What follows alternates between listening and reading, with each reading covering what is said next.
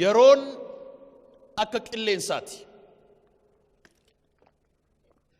Didichee dhufaa, didichee darba.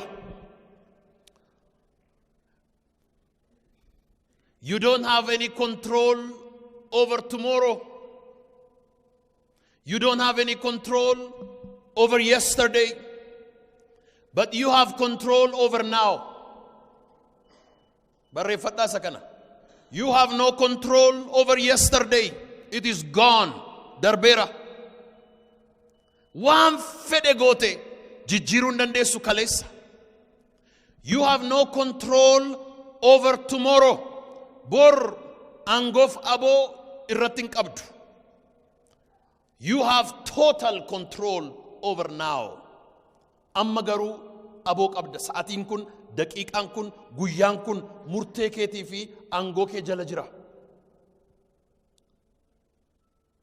Sababii kanaatiif inni kaleessaa darbe waa tokko irratti gochuu hin dandeessu. Inni borii dhufuu dhiisuus danda'a. Har'a galgala wanta ta'ee bulu hin beektu. Isa har'aa garuu akka guyyaa kee isa dhumaatti itti waa'ee ba'idha. Use it like your last moment. Use it as your last moment jechuun waan ittiin namni bor yoo ati duute si yaadatu godhi.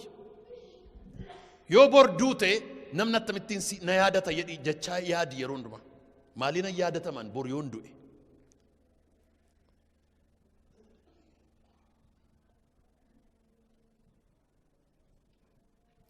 Bor yoon du'e. Boroon asin jiru ta'e. Namni akkamittiin na yaadata. Maatiin koo akkamittiin na yaadata. Biyya akkamittiin na yaadata.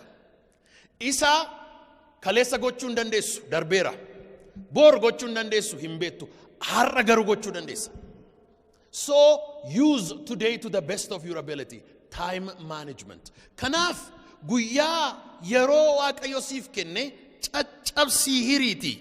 Isa kan Waaqayyo, isa kan maatii, isa kan dhuunfaa, isa kan hojii, isa kan mootummaa, isa kan biyyaa, isa kan ollaa, isa kan nagadaa caccabsiiti yeroo sanatti sirriitti itti waa'ee ba'i. Oh, waan tokkoon isinitti hima. If you serve time properly, there is nothing and no company and no organization that pays you like time. Baay'ee kan isin dinqu har'a kaatanii billionaire yoo taatan. Billionaire yoo taatan. Mootummaan gooftaa keessan hin ta'u. Hiyyumni gooftaa keessan hin ta'u. Gooftaan billionaireotaa yeroo isaanii duwwaadha. You are a slave of your time. The only power over your independence is time.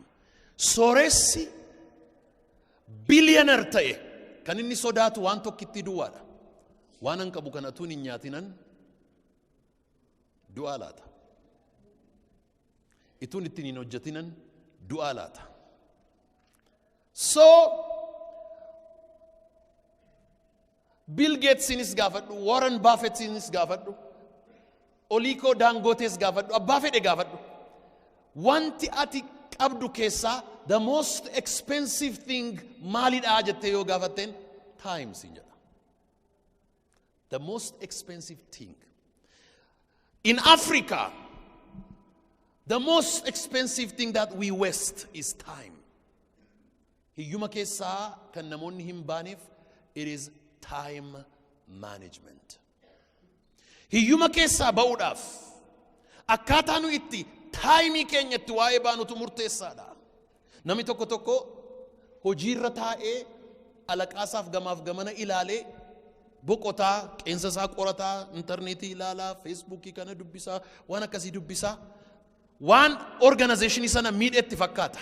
You are wasting your own life. Jireenya mataa keetiitu balleessaa jirta. Namni dorgommiinsaa yeroo isaatii wajjiniin your time is your irreplaceable treasure. Warqeen kun yoo si jalaa badee bitatta. Kootiin kun yoo dhume hin bitatta. Kophee kana hin jijjiirratta. Konkolaataan hin dhufaa hin deema. Horiin hin dhufaa hin deema. Kanati irreplaceable ta'e is your time. 2012 fixaa jirta. 2019 fixa jirta 2020 itti galaa jirta. How are you going to use your time? This is your time. This is your moment. Yeroo sii fide, yeroo sii kenne, carraa sii kenne. Carrattii kana, taayimii kana attam goonaa.